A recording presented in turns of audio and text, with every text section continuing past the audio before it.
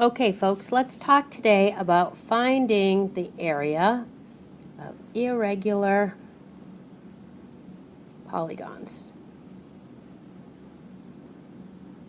that might look something like this.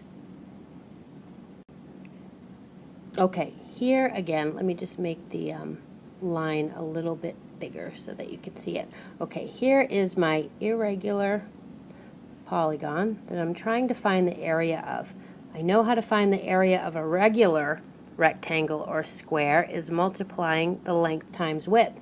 But now I've got this kind of kooky polygon here that does not look like a regular rectangle or square. Okay, so let's say I have a measurement of 8 centimeters on this side, 7 centimeters long. 3 centimeters is a portion of a side, and 5 centimeters is a portion of the length. Now I have two sides of my polygon that have no measurement, but I know I can find it based on the others.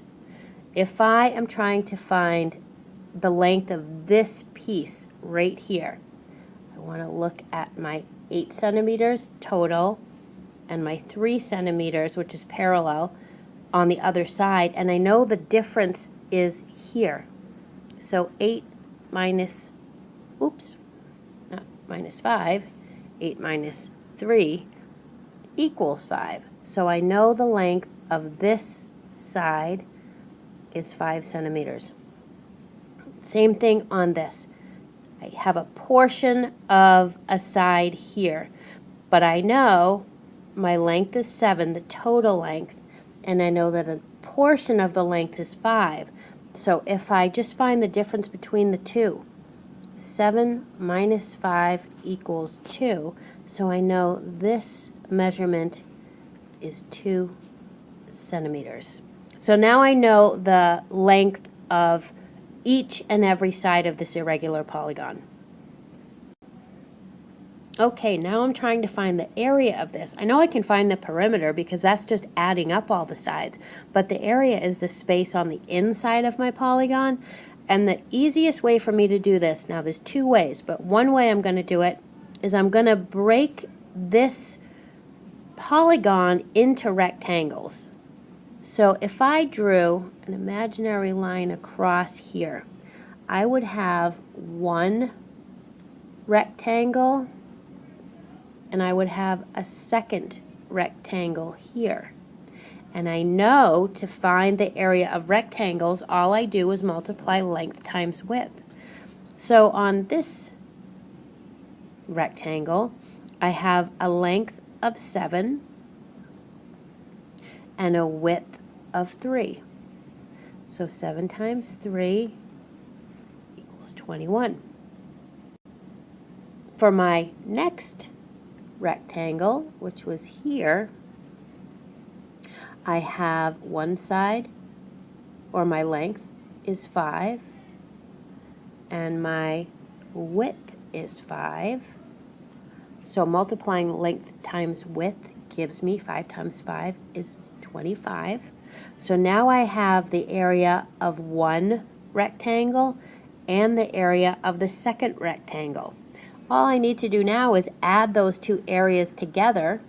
25 plus 21 equals 46. So my area for this, I'll outline the whole thing, irregular polygon is 46 centimeters square. Okay, there's another way that I can partition this rectangle, or not, I'm sorry, not rectangle, this irregular polygon to find the area.